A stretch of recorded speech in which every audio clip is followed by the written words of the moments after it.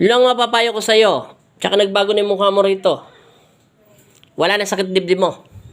Hindi na sumasakit batok mo. Wala na. Tapos itong agimat mo, 1,000 plus.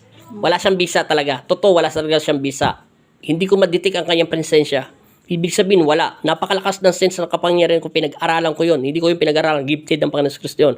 Kaya nga, hindi mo alam, makikita mo, may record naman kayo diyan sa kasama mo. Hinawakan ko lang ulo mo. Tapos hinawakan ko lang yung daliri mo ng ganyan. Ganyan lang. Bumigat ang kamay mo. Sinabi ko, may parang patay ito. Mabigat. Tapos ang lamig-lamig. Tapos ginanyan lang kita, umiyak ka na. Wala pang Ang lamig ko talaga ng kamay. Wala pa ako nilalagay sa daliri mo.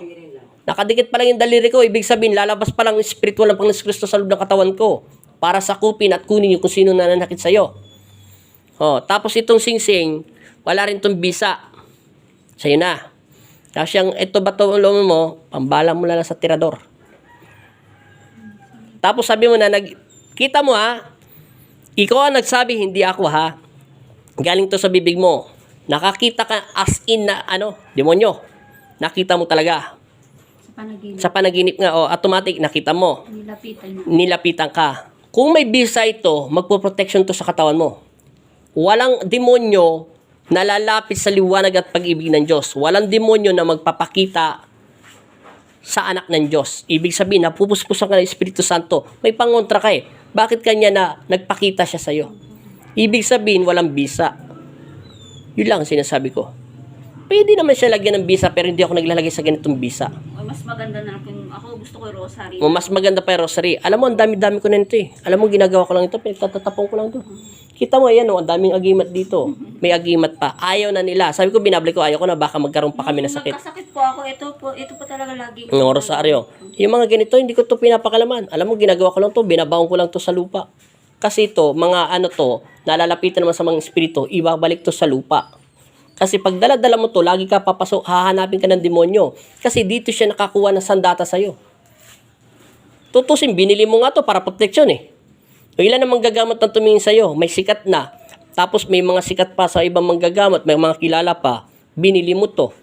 Hindi umubra. O kita mo, anong pakiramdam mo ngayon? O, sobrang gang, di ba? Anong sabi ng mangkukulam at demonyo? Hindi niya ako napatay. Kaya ako nakapasok. Kanina nga, binibiro-biro ko lang siya. Nakikinig lang ako sa salita niya ikaw ang nagsabi. Maayos ang trabaho mo. Anong sabi ng kasama mo? Kung ikaw ay isang desente, hindi mo gagawin na ikaw ay ibuka mo yung paa mo pataas para kang tinalian para kang nilubiran. At halos nandyan ka na. Hinawakan ko lang ang kamay mo na wala ka na ng malay. Yung una pa lang, hindi ko pa lang hinahawakan yung kamay mo. Sinanay-cross ko lang ano mo at binisaway ko lang sa Panginoon Espiritu Santo. Amen. Nalamdaman ko na ikaw ay nawala ng malay. At sinabi ko doon sa kasama mo, doon sa kaibigan mo, na siya ay may sanib. Kita mo, wala na siyang malay. Ibig sabihin, devil yun. Exorcist ang labanan doon. Galing siya sa bundok. Tapos dinasalan ka namang kukulam, na totoo naman ang sinasabi niya. Pero meron akong kakaiba talaga naramdaman kaya humingi ako ng tulong sa Diyos kasi kailangan ko ang kanyang mga mata upang makita ko talaga kung sino ang totoong kalaban ko. Pinikilabutan ako. Pinakita ng Panginoon Kristo. Nakita ka daw niya sa naligo daw kayo. Naligo, etc. Sa ka ba naligo? Sa Nueva Ecija. Nakita ka daw niya. Kasi galing ka sa manggagamot. Ito lagi ko sinasabi sa aking vlog. Walang problema, lahat kami instrumento ng Diyos. Peras lang kami alipin kung anong tawag nila sa kanila. Hindi nila nasarado yung portal mo. Yung uluhan mo, hindi nila napasarado. Kaya nakapasok ang demonyo. Pagbukas ang portal mo, para kang bata, sanggol, etc. Takausog ka. Kailangan sila mayroon pang kontra sa mga batis, yung mga ganyan, bati, ganyan. Natakaw na usog ka kasi nakabukas yung portal mo. Kaya siya nakapasok. Kaya ka rin natabla ng dasal ng mangkukulam dahil hindi ito nasarado. O sabihin na natin kahit walang alam yung manggagamot na nakakauna sa'yo. Pero, dapat trabaho nila yon. Kaya ka nga manggagamot. Kailangan malaman mo isarado ito eh. Yung portal, nakakapasok ang mga body spirit doon. Kaya sila nakakapasok. Hindi ka naman nila papasukin ng dilat ang mata mo eh. Dahil nakikita sila ng Diyos. Atakihin ka nila pag ikaw ay pagod na pagod sa trabaho. Atakihin ka nila pag ikaw ay natutulog. Doon sila papasok. Kaya nga spirit eh. Walang katawan lupa. Nakikiagaw, nakikisapin sa mga katawan lupa ng buhay na tao. Nakalagay naman to sa Bible. May mga masasamang espiritu. Oh. Ilang mapapayo ko. Pero ano pakiramdam mo? Ano po? Sobrang gang. Naging iba na nga yung mukha mo rito eh. Hindi katulad kanina. Ulitin ko, taga saan ka? Tarlac po. Tarlac pang ano? Sa San Miguel. San Miguel. O, kita mo. Pinagbigyan kayo ng Diyos, ganyan kayo kamahal. Pero matindi talaga ang ano sa'yo. Hindi umubra lahat ng mga agimat mo. Kung may agimat ka, Sabi din po ng yung sa taga-Kamilig, malakas daw po yung malakas talaga yun na ano sa'yo. ano sa Talagang sobrang lakas yun. Kung hindi lang ako sanay sa mga exorcist, malakas daw po. Kaya hindi sabi hindi ko alam taktik ang gagamitin ko sa'yo. Mabuti na lang, pinagkalooban ako ng Pong Jesus Nazareno na kakaibang kakapangyarihan na pandama at pakiramdam. At tinuruan din ako ni Tandang Ermitanyo para malaman ko ang aking kausap. Mapangling lang ang duwending itim. Mapanling lang ang duwending pula. Sobra-sobra daw yon. Kaya nila, kahit sabihin mo na ang mangkukulam ay kaya rin nila gawin boses. At mapanling lang, lalong-lalo ni mga masasamang espiritu. Mapangling lang yan. Kaya walang mangkukulam na 253. Nakita mo yung kanina na una sa'yo? Demonyo yon. Galing na sa iba silang manggagamot. Sabi daw, pinagkukulam yon. Ano sabi ng demonyo? Sundong kamatayan yon. Yung demonyo, kung kaya niya magsalita ng 100,000 boses, kaya niya. Kaya demonyo yun eh. Dating anghel yun eh. Eh sila nga niling lang eh.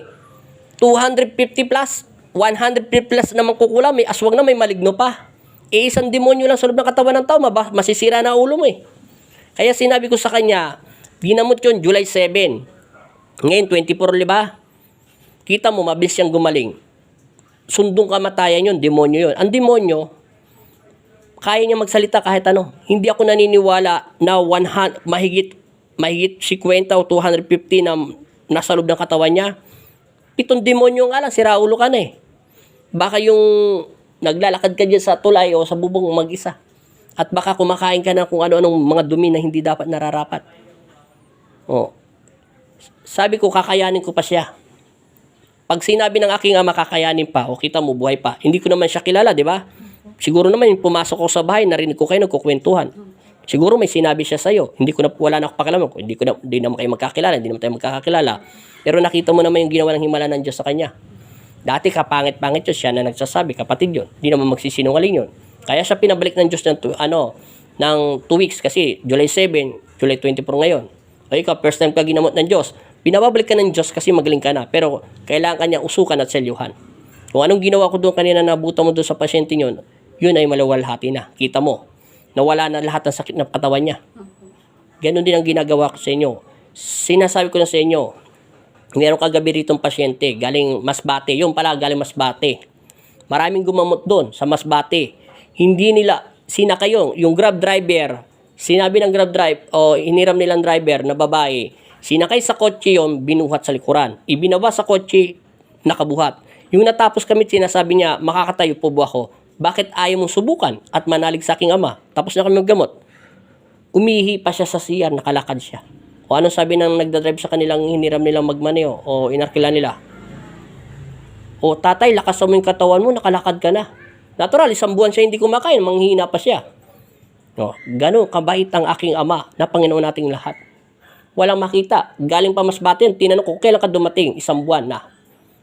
O, kaya ikaw, nabalikan ka, yung portal mo, hindi nakasarado. Intindihan mo na. Iba-ibang abilidad ng manggagamot. Oo, may matanda pa sa akin. Oo, mga sikat sila. Hindi ko sila tinatapakan. Iisa lang ang pinanggalingan ng aming kakapangyarihan. Iisa lang ang Panginoon Kristo. Iisa lang, give me take lang, binigay lang, give me take lang, give lang to sa amin ng Panginoon Kristo. Pero nasa tao na yung kung palalakasin mo ang spiritual mo.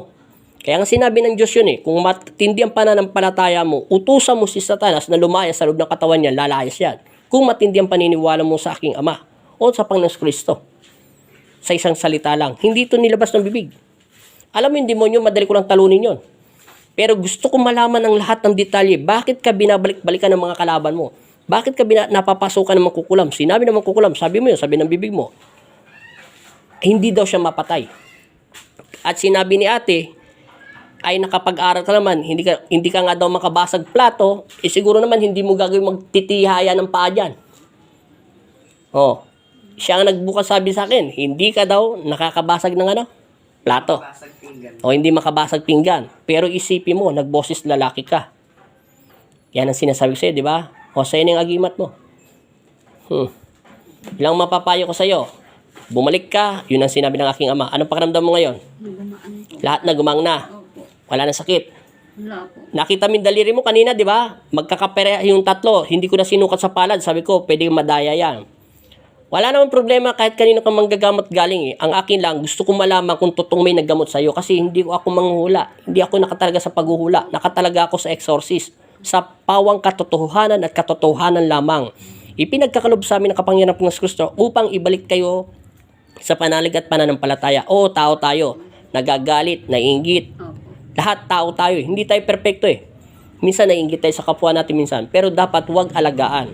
Magalit, huwag alagaan. Natural, ilabas mo yung galit mo sa puso mo para hindi maghari si Satanas. Natural lang yun. Walang perfectong tao.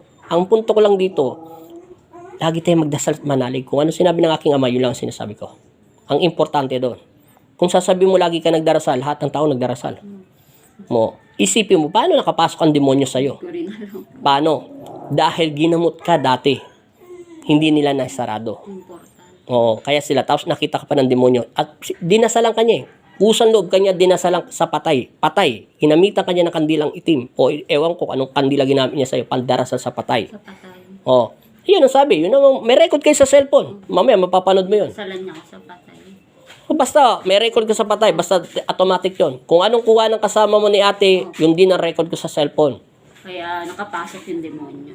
Kaya kayong napasukan ng demonyo, anong kulang sa atin? Ano bang makasalanan sa atin? Ang mata. Ang pangalawang kasalanan natin, ang bibig. O, alam mo ang bawang pagkukulang mo. Paano hindi ka mapakinggan ng aking ama? Dapat lagi tayo nanghingi ng kapatawaran. Kami ang mga instrumento, ewan ko, sa iba. Ako nga, lagi nagdarasal. Araw-araw, pero lagi ako nagagalit. Pero lagi ako humingi ng kapatawaran. Pag nagalit ako, tatanggalin ko na yun eh. Nailabas ko na eh. Ba't ko pa babalikan? Para lang ako nagalit, pero mamaya tatawa na ako. Kasi ayoko magtanim o ayoko kasi galing ako sa sabsaban. Ano ngayon pakiramdam mo? Magaan po. Na, tsaka, kanina po parang hirap ako magsalita dahil hinihingal ako. O ngayon, hindi na. Alam ko, kanina, para kang hirap magsalita. Ini-interview nga kita. Ngayon, okay. Okay na. Lumabas lahat ng pawis ng demonyo. O ngayon, tiyan mo. Malambot na. Opo, malambot. Kanina kasi parang matigas. Hindi parang yun. Talagang matigas ang tiyan mo. Ngayon, malambot na. Hindi mo nga alam, pinugutan na kita ng leeg. Hindi mo alam, baliktad ka na dyan. Tingnan mo, tawa si ate, oh. Parang ayaw, hindi ka pa naniniwala. Ay, natatakot ako naman. Sige, salamat ha. God bless. Ay, nadasal na po. Dadasalan lahat yan.